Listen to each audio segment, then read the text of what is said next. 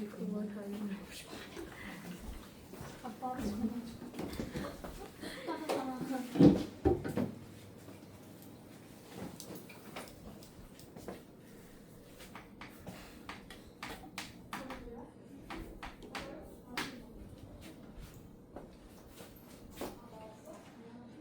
진화합시다.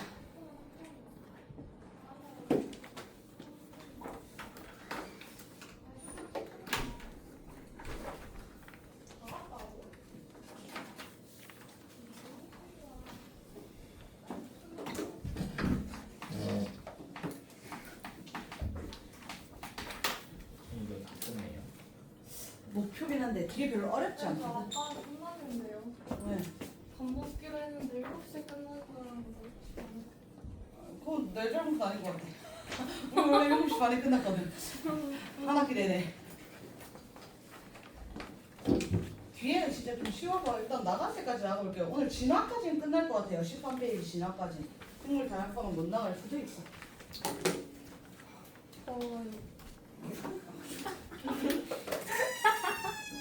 아주 그냥 갈등 같은 여자구나. 갑시다 얘들아. 지나보겠습니다. 학교에서 포켓몬 이야기했다라고 하는데 얘들아 포켓몬 그 피카츄가 뭐 응. 난 안 봐서 몰라. 피카츄가 뭘로 지나니? 전 라이츄. 아 라이츄 뭐 그런 거. 아 그런 거. 피카츄 라이츄. 어. 그죠? 피카츄. 그리고 하이리는 꼬부기로. 하이리가 꼬부기 되는 거야? 아니 아니.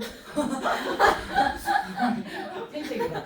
자 어쨌든 얘들아 진화에 대한 이야기를 하는 건데 진화라고 하는 것은 생물이 오랜 시간 동안 환경에 적응하면서 환경의 영향을 받아서 구조나 특성이 변하는 것을 진화라고 합니다. 그래서 여기서 말하는 오랜 시간이라고 하는 것은 여기서 말하는 오랜 시간은 여러 세대를 거쳐서 일어난다라고 이야기하는 겁니다. 오랜 시간에 거쳐서라고 이야기하는 것은 여러 세대를 지나서 예를 들면 얘들아 내가 방학 동안 열심히 운동을 했다. 그래서 인바디를 재봤더니 나의 근육량이 증가한 거야. 이건 진화라고 보지 않는 거야. 진화는 내가 환경에 적응을 해서 이 어떤 집단에서 무리해서 어떤 특징을 가진 생명체들이 많이 생존을 했고 그 생명체들이 개체를 그 자손을 낳고 자손을 낳아서 그러한 집단이 되는 것을 우리가 진화라고 봅니다. 그래서 오랜 시간을 거쳐서 구조나 특성이 변화하는 것을 진화라고 이야기합니다. 자, 그래서 우리가 배울 진화는 딱 한 가지밖에 없어요. 다윈은 이 진화론을 어떻게 주장을 했냐면 여기 붙으면 안 되는데 다윈은 이 진화론을 어떻게 주장을 했냐면 자연 맞아요. 선택 설로 이 진화를 설명하고자 합니다. 자, 여기서 이야기하는 자연이라고 하는 것은 환경입니다. 주변의 환경에 맞게끔 진화하였다. 주변의 자연 환경에 맞게끔 진화하였다. 그리고 다시 여기서 이야기하는 자연이 선택했다라고 이야기하는 거거든. 자연에 적합하였다. 그 해당 환경에 적합한 개체들이 살아남아서 자손을 남긴 것이다 라고 이야기하는 게 자연 선택설입니다. 그러면 자연 선택설은 크게 4단계로 설명을 드리도록 하겠습니다. 첫 번째는 과잉 생산과 변이입니다.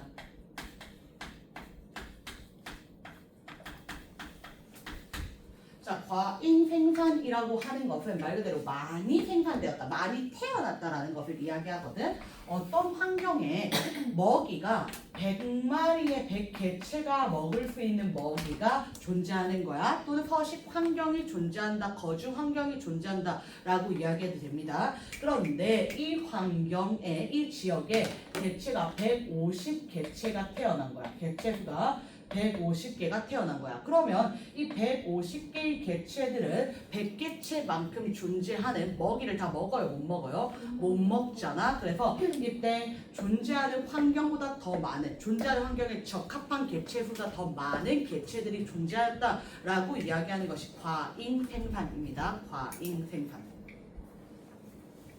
될까요? 자, 그 다음 변이는 뭐냐면 이때 이 150 개체는 같은 종 안에서 이야기를 하거든. 같은 종 안에서 이야기를 할 거야. 그래서 변이라고 하는 것은 같은 종 안에서 같은 종이란 종 내에서 다양한 성질을 가지고 있는 것을 변이라고 이야기합니다. 개체마다 특징이 다 달랐다는 거야. 무늬가 달랐던지 키가 달랐던지 색깔이 달랐던지 특징이 형질이 달랐다. 그걸 우리가 변이라고 이야기합니다.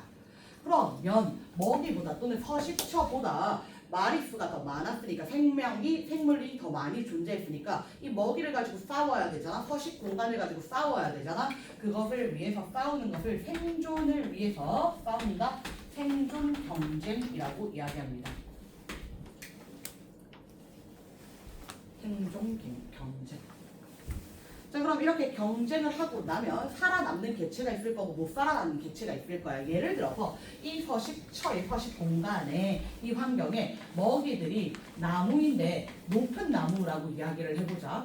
높은 나무. 그럼 높은 나무의 먹이들은 키가 작은 개체보다는 키가 큰 개체가 먼저 먹었을 거고 키가 큰 개체들이 살아남았을 것이다 라고 이야기하는 거예요. 그래서 먹이를 가지고 싸웠다 라고 생각하시면 됩니다. 그래서 그 결과 이 환경에 적합한 개체가 살아남았다. 자연 선택입니다. 키가 큰 개체들은 대부분 먹이를 먹었고 키가 작은 개체들은 대부분 먹이를 먹지 못해서 키가 작은 개체들의 수가 점점 줄어들게 됩니다. 키가 큰 개체들의 비중이 점점 많아지게 됩니다. 그래서 이 과정을 여러 번 반복하다 보면 여러 세대에 거치다 보면 키가 큰 개체만 살아남았어. 그럼 또 키가 큰 개체를 낳을 거고 또 키가 큰 개체를 낳을 거고 또 키가 큰 개체를 낳을 거잖아. 그럼 여러 세대에 거쳐서 이 집단은 키 작은 개체는 없어지고 키 큰 개체만 살아남게 되었다. 그것이 진화입니다. 환경에 적합한 방향으로 환경에 적응하여서 특정 형질이나 구조를 가지게 되었다라고 이야기하는 겁니다. 그래서 이것을 우리가 조금 더 명확하게 기린으로 설명을 해볼게요. 기린에 대해서 설명을 합니다. 자, 기린은 오늘날에 우리가 보는 기린은 목이 길단 말이야. 목이 길단 말이야. 근데 과거에는 목 긴 기린도 있지만 목 짧은 기린도 있었을 것이다 라고 이야기를 하는 거야. 근데 기린이 살던 곳에는 키 큰 나무들이 먹이로 있었는데 이 먹이의 양에 비해서 기린이 너무 많이 태어난 거야.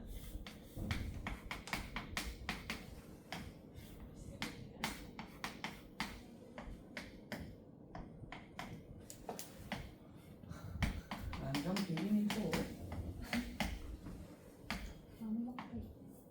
기린이죠. 자, 그래서 이때 기린이 태어났는데 먹이의 양보다 기린의 개체수가 더 많았다라는 거야. 그래서 과잉 생산입니다. 그런데 이때 목 긴 기린과 목 짧은 기린이 있었다라고 하는 것은 변이가 되겠습니다. 이해될까요? 자, 그럼 이제 무엇을 가지고? 먹이를 가지고 어떤 과정을 거친다? 생존 경쟁을 한다.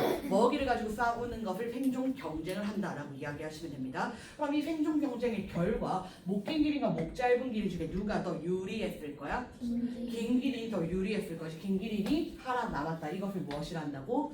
자연 선택이라고 이야기합니다. 기린만 먹이를 먹었던 거야. 그럼 긴 기린들이 먹이를 먹고 살아남아서 다시 자손을 낳게 되었을 거잖아. 그럼 자손도 당연히 목이 어때요? 길어요. 그래서 목이 길게 진화하였다. 목이 길게 진화하였다라고 이야기하는 것 끝.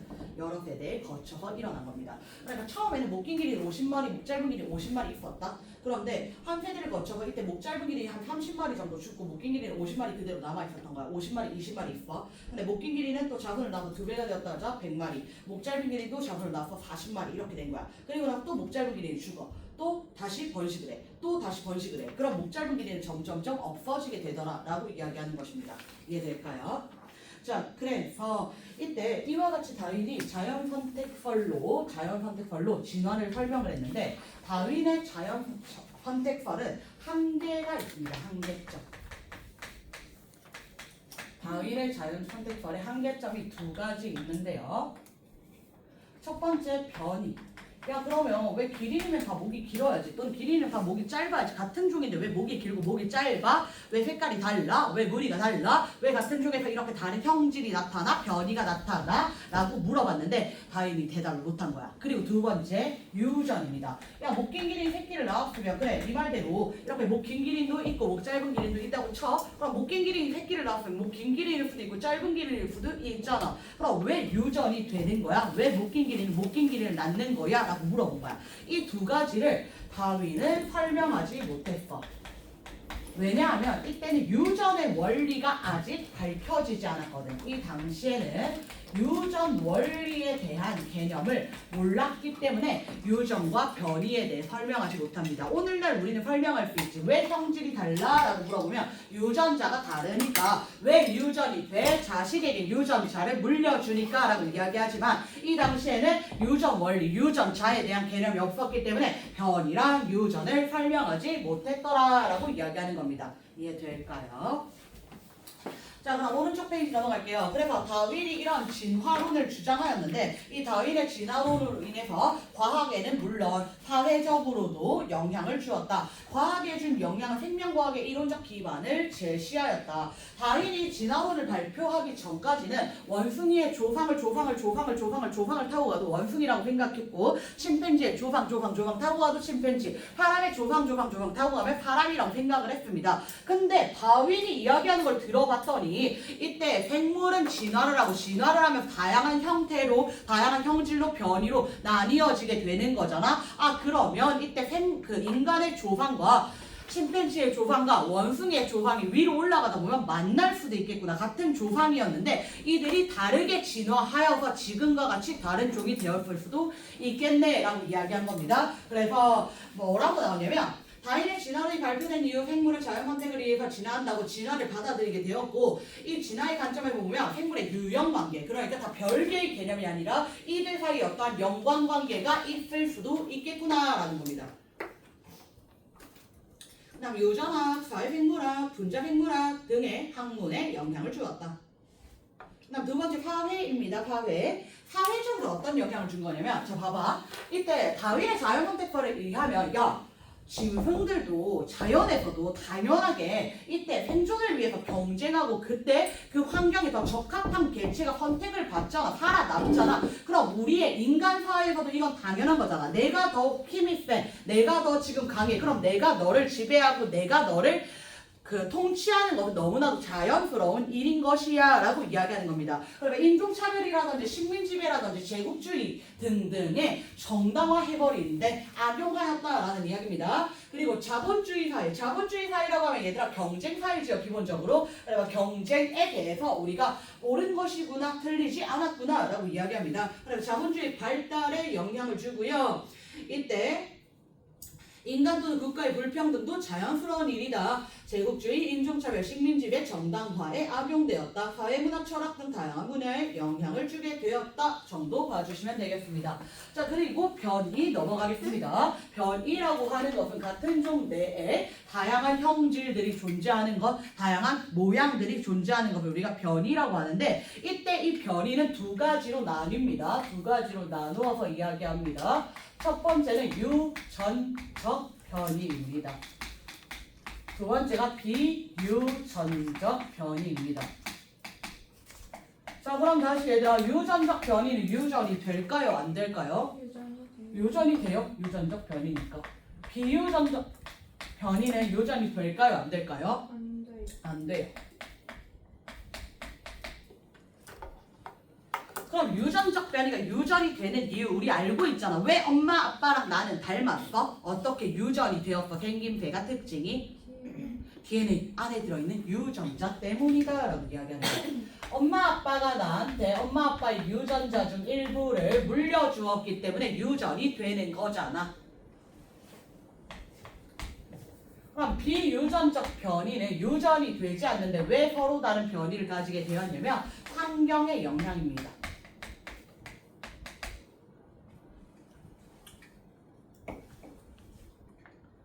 엄마 아빠는 하얘. 엄마 아빠 하얘. 나도 태어날 땐 하였다. 그런데 내가 맨날 밖에 나가서 놀고 맨날 공부는 안 하고 맨날 놀러 다니고 맨날 싸돌아다녔더니 피부가 어두워진 거야, 까매진 거야. 그럼 얘들아, 이것은 유전자 때문에 그런 것이 아니라 그 환경에 맞게끔 다시 까매진 거다. 환경의 영향으로 까매진 거다. 그럼 나의 까만 피부는 자손에게 물려줘, 안 물려줘? 안 물려준다는 거야. 이게 조금 더 극단적인 게 뭐냐면 우리 엄마도 쌍꺼풀 있고 우리 아빠도 쌍꺼풀이 있는 줄 알았는데 내가 태어났더니 난 쌍꺼풀이 없는 거야. 알고 보니까 엄마 아빠 둘 다 쌍수를 했네. 엄마 아빠가 쌍수를 했다고 해서 엄마 아빠 쌍수 유전자, 쌍꺼풀 유전자 있어 없어? 없단 말이야. 그들은 외꺼풀 유전자가 있단 말이야. 그 사이에 태어난 자손 당연히 외꺼풀로 태어나더라라고 이야기하는 겁니다. 그래서 이때 환경의 영향, 즉 의사 선생님의 본이라든지 아니면 자연 환경의 영향에 의해서 내 노력에 의해서 바뀐 것은 자손에게 물려주지 못합니다라고 이야기하는 겁니다. 자, 그러면 얘들아, 우리가 진화에서는 못 낀 기린이 살아나왔다가 다시 못 낀 기린의 자손을 낳아야 되잖아. 그래야지 진화가 일어나는 것이란 말이야. 그러면 이때 진화가 일어날 때 변이는 유전적 변이입니까? 비유전적 변이입니까? 유전적 변이야. 그래야지 자손에게 물려준다. 자손이 태어났을 때 다시 못 낀 기린이 태어난다. 그래서 이 유전적 변이를 진화의 원동력이라고 봅니다. 유전적 변이가 진화의 원동력이다 라고 이야기합니다. 진화의 원동력이다.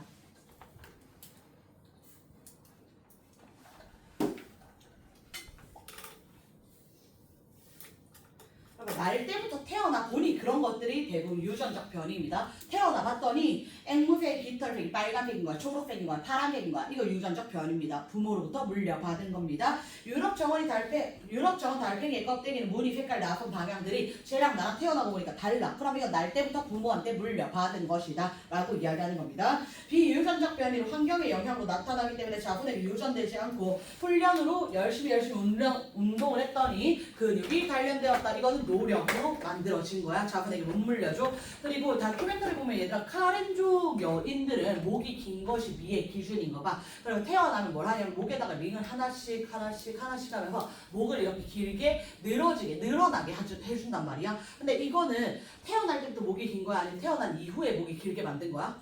태어난 이후에 목이 길게 만든 것이란 말이야. 그러면 당연히 이때 목이 긴 엄마가 자식을 낳았을 때 목이 길어 안 길어? 안 길다라고 이야기하는 겁니다. 이해되겠습니까? 뒷페이지 넘어갈게요. 그래서 이 유전적 변이는 왜 나타나느냐라는 것에 대한 이야기를 할 거야. 유전적 변이는 유전자 때문에 나타나는 것이 맞아요. 유전자의 영향으로 나타나는 것이 맞아요. 그러면 유전자에 의해서 나타나는 영향이라면 부모랑 똑같이 태어나야 되는데 그렇지는 않단 말이야. 그래서 점점 더 다양한 변이들이 생기고 있는데 이 유전적 변이의 원인을 우리가 두 가지로 설명을 합니다. 첫 번째는 돌연 변이, 두 번째는 생식세포의 다양한 조합.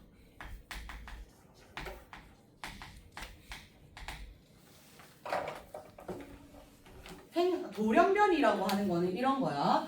빨간색 딱정벌레 집단이 있었습니다. 빨간색. 엄마도 아빠도 삼촌도 숙모도 할머니도 큰엄마도 이모도 다 빨간색 딱정벌레였던 거야. 근데 여기서 엄마랑 아빠랑 교배를 하여서 자손을 낳았는데 이때 초록색 딱정벌레가 태어나더라 라고 이야기하는 거야. 이상하다. 엄마도 빨간색, 아빠도 빨간색인데 왜 초록색 딱정벌레가 태어났을까라고 의문을 갖는데 이때 이 둘 사이에서 자손을 낳을 때 그냥 갑자기 뿅 하고 태어난 거야. 웬 돌연변이야? 라고 이야기하는 진짜 그 돌연변이야. 그래서 이때 이들 사이에서 동성아 옆교실 비었다. 옆교실 가. 이들 사이에서 부모에게서 어떤 것들이 옆교실 가. 7시 반에 와. 부모 사이에서 어떤 형질이 자손에게 나타나는 것을 돌연변이라고 이야기합니다. 돌연변이라고 이야기합니다. 그래서 이때 돌연변이가 나타나게 되면 이제부터 이 초록색 딱정벌레는 초록색 유전자를 가지고 있는 거야. 원래는 전부 다 빨간색 유전자만 가지고 있었단 말이야. 근데 이들 사이에서 자손이 태어나면서 어떤 유전자 이상으로 인해서 갑자기 초록색 딱정벌레가 태어나면 이때부터는 초록색 유전자도 생겨나게 되었다라고 이야기하는 거야. 초록색 유전자도 생겨나게 되었다. 그럼 이 초록색 딱정벌레는 자식에게 초록색 물려줘 못 물려줘? 물려주는 거야 얘들아. 이거 유전적 변이야 비유전적 변이야?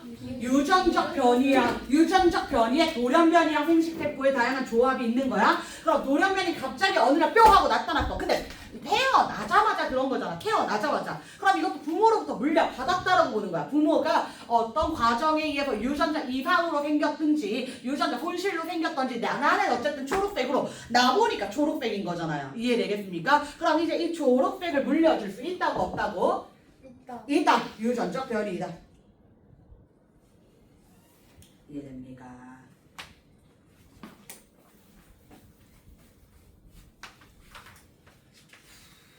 자, 그 다음 두 번째는 유성생식 과정에서 다양한 유전적 조합인데 유성생식이어야 돼 얘들아. 유성생식이어야 돼. 생식세포가 다양한 조합을 하려면 당연히 유성생식이어야 돼. 무성생식 방법은 어떻게 되는지 알죠? 단세포 생물 생각하시면 되는데 단세포 생물을 그냥 생식할 때 어떻게 해? 반으로 뚝 잘라. 그럼 엄마랑 자손이랑 유전 정보가 어때요? 같아요. 그럼 다양한 조합을 만들 수 있어? 없어? 없어요. 유성생식일 때만 다양한 조합 만들 수 있습니다. 유성생식일 때만. 자, 그래서 유성생식 세포 조합으로 유성생식 세포 조합을 만드는데 엄마 강아지, 하얀 강아지, 아빠 강아지, 갈색 강아지. 그러면 하얀색 유전자도 있고 갈색깔 유전자도 있잖아. 그럼 엄마 아빠 교배하면 하얀 강아지 태어날 수도 있고 갈색 강아지 태어날 수도 있고 하얀 배경에 갈색 얼룩무늬, 갈색 배경에 하얀 얼룩무늬도 태어날 수 있다는 거야. 그래서 이때 유성생식 세포의 다양한 조합으로 인해서 새로운 병질이 나타날 수 있다. 새로운 변이가 나타날 수 있다. 그럼 얼룩무늬 강아지가 태어났을 때 이 얼룩무늬 자손한테 물려줘? 못 물려줘? 물려줘. 유전적 변이니까. 이해되겠습니까? 오케이. 좋습니다. 자, 그래서 우리 변이의 예시들에 대해서 이제 쭉 이야기할 거야. 그러면 이제 변이와 자연선택 변이와 자연선택 사이의 관계에 대해서 이해할 수 있습니다. 결국에 생물의 진화 과정에서는 주어진 환경에 적응한 유리한 변이를 가진 개체는 살아남아 자손 남기고 그 과정이 여러 번 반복되면서 생물의 진화가 일어난다. 근데 얘들아, 이 유리한 형질이라는 것은 절대적입니까? 상대적입니까?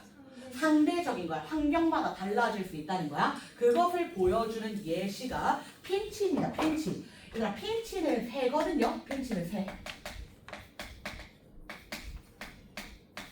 새는 부리 모양이 다양하잖아. 핀치새 중에 어떤 핀치는 부리가 두껍고 단단하고 어떤 핀치는 부리가 얇고 뾰족하고 어떤 핀치는 부리가 짧고 작은 거야. 그래서 이때 이 핀치를 각각 왜 핀치 알아? 모르잖아. 내가 어떻게 그려도 핀치라고 생각해야지. 핀치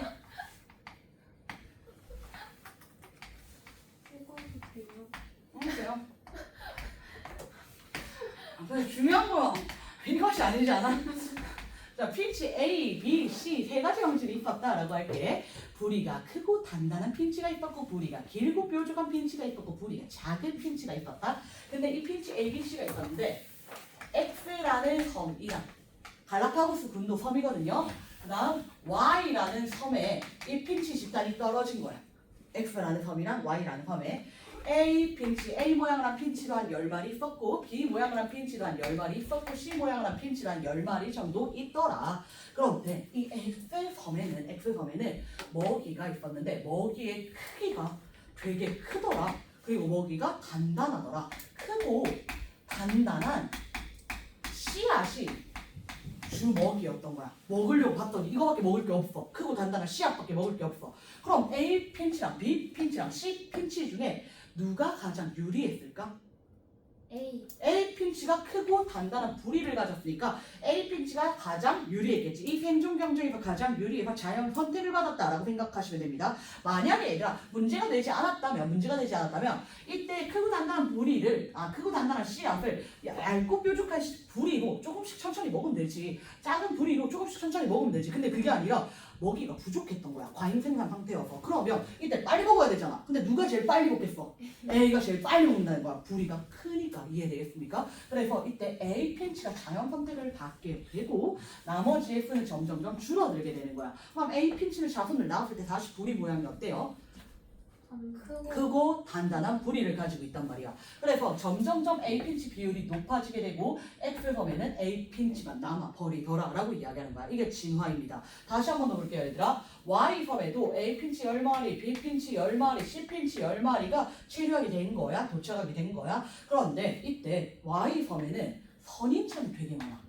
뾰족뾰족한 가시에 선인장이 되게 많아. 이 사이에 있는 열매들을 먹이들을 먹어줘야 된단 말이야. 벌레들을. 그러면 이때 A, B, C 핀치 중에 누가 제일 유리할까? B 핀치가 제일 유리하겠지. A 핀치 먹으려면 여기 주둥이가 안 들어간단 말이야. B 핀치가 가장 유리할 것이고 A 핀치와 C 핀치는 점점 개체수가 감소하고 B 핀치만 자연선택 받는다.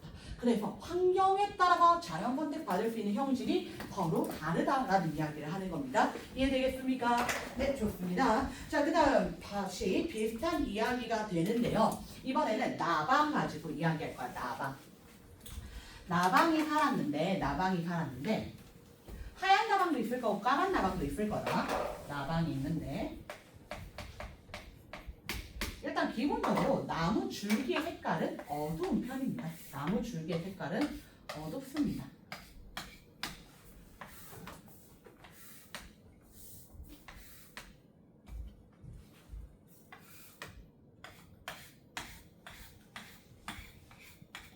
나무 줄기의 색깔은 어두운데 이때 이 어두운 나무에 하얀색의 밝은 색의 지이류가 묻게 되면 당연히 나무의 색깔이 어떻게 돼? 하얘지겠지. 밝아지게 되는 거야. 이해될까요? 자, 그러면 밝은색 지이류가 없을 때 검은 나방이랑 흰 나방 중에 누가 더 눈에 잘 보여? 흰 나방. 그럼 누가 더 천적한테 잘 먹혀? 흰 나방 죽어. 이해될까요? 근데 밝은색의 지이류가 존재할 때 검은 나방이랑 흰 나방이랑 누가 더 눈에 잘 보여? 검은 나방. 그럼 누가 더 천적의 눈에 잘 띄어? 까만 나방. 누가 죽어? 까만 나방 죽어. 이해되겠습니까? 그러면 밝은색의 지이류가 없을 때는 검은 나방이 자연선택을 받았지만 밝은색의 지이류가 있을 때는 흰 나방이 자연선택을 받게 되었다라고 이야기하는 거야. 그리고 환경에 따라서 자연선택받는 형질이 개체가 변이가 다르다라는 이야기 해주는 겁니다. 뒷페이지 넘어갈게요. 적혈구 이야기할 건데 얘들아, 적혈구가 하는 역할 뭔지 압니까? 적혈구 산소 운반. 산소 운반입니다. 산소 운반. 혈액 속에서 산소 운반을 합니다. 자, 그런데 적혈구는 주성분이 그렇죠. 단백질 헤모글로빈이죠. 헤모글로빈. 그래서 정상적인 단백질 결합 과정을 통해서 만들어지면 정상 헤모글로빈은 정상 적혈구를 만들 거고요. 근데 염기 서열에 이상이 생기게 되면 이상한 3연기 조합, 이상한 코돈, 이상한 아미노산을 지정해서 이상한 단백질을 만들 거고 이때 이상한 단백질로 만든 적혈구는 남모양을 합니다. 남모양 적혈구. 그러니까 정상 적혈구는 납작한 원판 모양, 가운데가 움푹 파인 납작한 원판 모양이지만 남모양 적혈구는 남모양으로 생겼습니다. 자, 그럼 적혈구가 하는 역할은 산소 운반이라고 했습니다. 정상 적혈구는 산소 운반 잘 할까요? 못할까요? 잘해요. 근데 남모양 적혈구는 비정상 적혈구인 거잖아. 비정상 단백질인 거잖아. 그럼 산소 운반 잘 해요? 못해요? 못해요.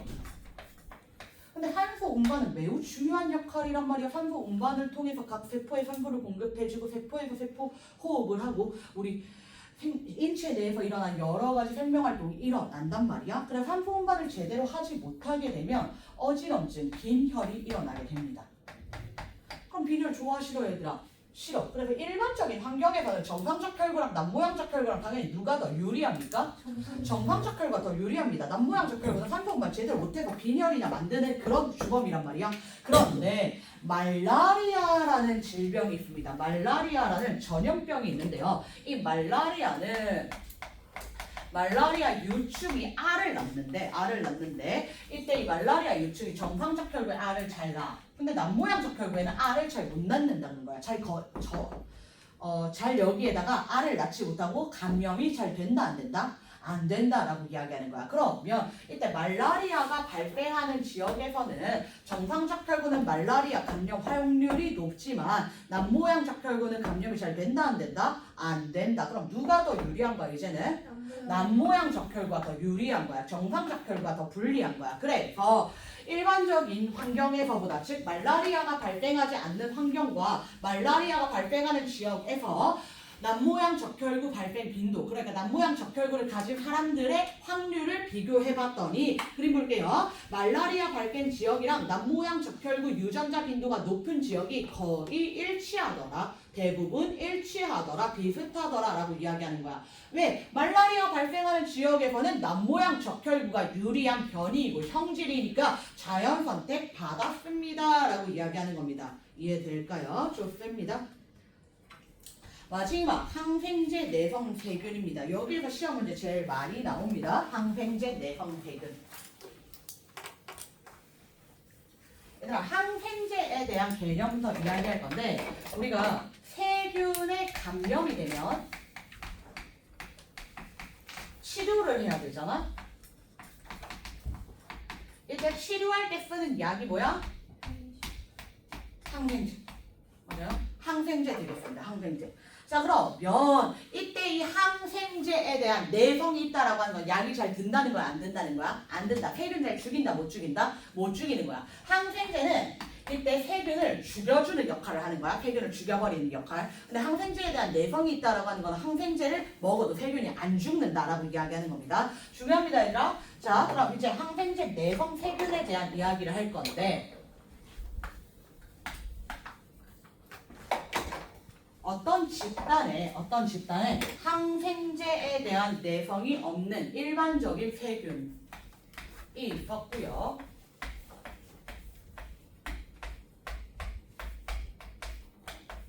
그리고 항생제에 대한 내성이 있는 세균도 일부 존재했어.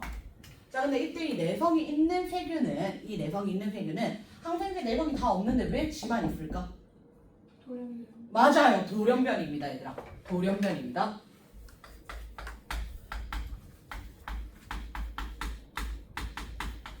얘들아 항생제 쓰기 전부터 항생제 내성이 있는 세균이 있었을까요? 있습니다. 항생제 아직 안 썼거든요. 근데 그냥 이 집단에는 돌연변이로 인해 항생제 내성이 있는 세균이 있었던 거야. 항생제 사용 전부터 있었습니다. 항생제 사용 전부터 돌연변이로 인해서 내성이 있는 세균이 존재했습니다. 자 그럼 여기에서 우리가 이제 항생제를 뿌려주는 거야. 항생제를 뿌려주었더니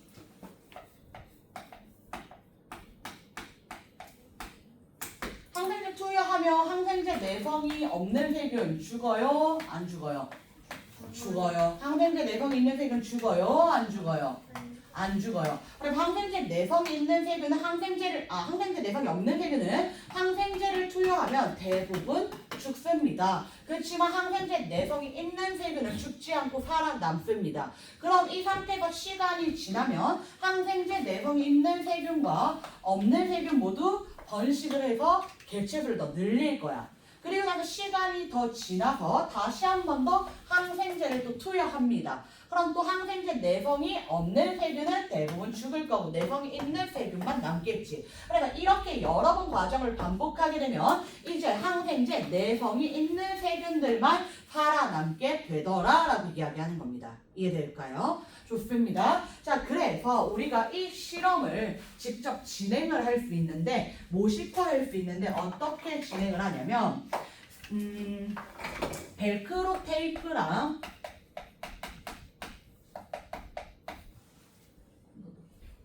채찍이라고 하죠. 우리가 벨크로 테이프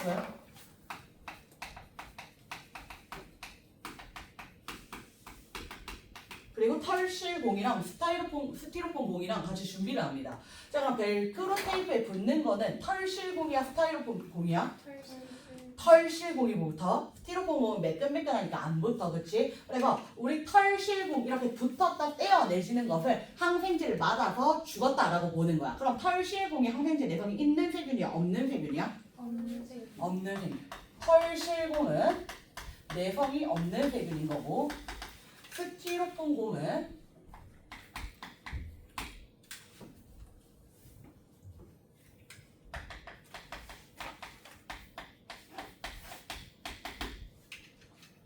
스티로폼 공은 내성이 있는 거야. 그럼 시럽 세팅을 처음에 어떻게 준비를 하냐면 얘들아, 시럽 세팅을 처음에 똑같이 그 털실공 내성이 없는 세균이 대부분이었을 거잖아. 그래서 36마리에 4마리, 총 개체수가 40마리입니다. 40마리. 그리고 이제 벨크로 테이프로 계속 세균을 죽이는 거야. 제거를 하는 거야. 총 20마리가 될 때까지 제거를 해. 근데 20마리가 될 때까지 스타이로폼 공은 찍찍이에 붙어 안 붙어? 안 붙어. 그래서 그대로 세균을 투여한 뒤에도 4마리. 이해될까? 근데 얘만 죽은 거야. 16마리가 된 거야. 줄어든 거야. 개체수가. 총 개체수가 20개. 이해됩니까? 그리고 나서 이들은 번식을 통해서 자손을 낳습니다. 몇 배 되겠어? 2배. 32, 8. 한 번 더. 그리고 나서 또 시간이 지나서 항생제를 투여한 거야. 벨크로 테이프로 털실공을 제거를 하는 겁니다. 그럼 이렇게 스티로폼 공은 붙어 안 붙어? 안 붙어. 8마리. 그리고 털실공만 20마리가 될 때까지, 전체 양이 20마리가 될 때까지 줄어들어. 12마리. 이해됩니까? 그리고 또 자손을 낳는 거야. 24마리, 16마리. 될까요? 다시 한 번 더 또 시험 진행을 합니다. 총 마리수가 20마리가 될 때까지 항생제를 투여해서 제거합니다. 그럼 여기 그대로 16마리, 여기는 4마리. 이해됩니까? 또 자손을 낳아서 2배, 8마리, 32마리. 됩니까? 자, 그럼 실험을 진행하는 회차에 따라서 내성세균의 비율을 볼게요. 첫 번째 실험에서는 내성세균이 전체 40개체 중에 4마리 있었잖아. 그럼 0.1, 10% 존재했네요. 맞습니까? 두 번째 실험, 두 번째 회차에서 확인했더니 전체 40마리 중에 8마리가 내성이 있는 세균이네요. 몇 프로? 0.2, 10%. 다시 한 번 더. 세 번째 진행하고 나면 40마리 중에 몇 프로? 16마리니까 몇 프로? 40%. 마지막 한 번 더. 전체 40마리 중에 몇 마리? 32마리 몇 프로? 80%. 그래서 처음에는 내성이 있는 세균이 10%에서 출발을 했는데 마지막에 80%까지 비율이 증가하게 되지요. 그러면 이 과정을 계속 반복하다 보면 내성이 없는 세균은 모두 없어지고 내성이 있는 세균만 살아남게 되었다라고 이야기하는 겁니다. 이해될까요? 자, 그래서 다양한 생물의 출현과 진화는 지구 환경이 변화하면서, 지속적으로 변화하면서 이때 이 환경 변화에 따라서 자연 선택 방향이 영향을 받더라. 어떤 환경이냐에 따라서. 그래서 환경 다양해. 그러면 서로 다른 환경마다 생물도 다양하게 적응할 거고, 다양하게 진화할 거고, 다양한 방향으로 자연 선택 받았다. 그래서 생물의 종의 수는 점점 많아진다, 적어진다? 많아진다. 끝! 끝났어요? 하나 더 할까? 아니요. 10분 정도 남았거든. 안 돼요. 8분 정도. 얘들아, 다음 시간에 시험 칠 거 말씀드립니다. 얘들아, 여기서는 이만큼만 외우면 돼. 선생님 적어준 이만큼만. 오케이? 얘들아, 돌연변이 유전돼야 안 돼요? 돌연변이. 돼요. 돼요. 그 다음 생식세포의 다양한 조합으로 생긴 변이 유전돼요? 안 돼요? 돼요. 돼요. 근육, 운동으로 생긴 근육 유전돼요? 안 돼요? 네. 안 돼요. 쌍꺼풀 수술로 만든 쌍꺼풀 유전돼요? 안 돼요? 안 돼요. 유전이 되지 않는 것들은 환경의 영향이었습니다. 다시 얘들아, 시상화법 3가지만 이야기하자. 시상화법. 고사리 특징. 어떤 환경? 따뜻하고 습한 육지. 그 다음 또 두 번째. 조개 좋습니다. 조개는 얕은 바다 또는 갯벌. 그 다음 산호. 따뜻하고 얕은 바다. 좋습니다. 자, 그럼 얘들아, 성캄브리아 시대에 발견되는 화석 2가지. 남태들이 쌓여서 만들어진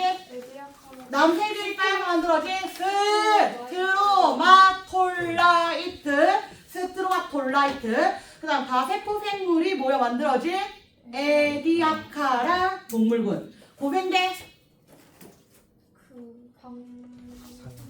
삼엽충, 방추충, 갑주어. 중생대 공룡, 암모나이트. 심생대 매머드, 화폐석. 다시 고생대에 번성한 식물,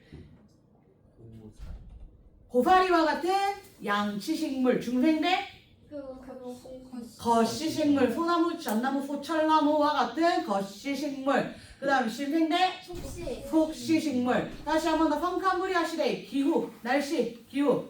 온난 전반적으로 온난, 말기, 빙하기. 고생대 전반적으로 온난, 말기, 빙하기. 중생대 빈곳이 없어. 온난, 빙하기 없음. 그 다음 심생대 전반 정기는 온난, 후기는 간빙기 세 번. 3번, 빙하기 네 번. 4번. 오케이, 좋습니다. 자, 그리고 수륙 분포. 펑카무리아 시대는 지각변동 많았다, 적었다? 많았다. 고생대 많았다. 그리고 또 어떤 특징이 있지? 고생대 한계야 언제? 고생대 말기 판계야 형성. 중생대 인도양 판계야 사실 분리. 판계야 분리 지각변동 많음. 심생대 인도양과 대서양이 넓어진다. 끝. 어지러워. 요만큼만 하시면 됩니다. 얘들아, 숙제는 생물 다양성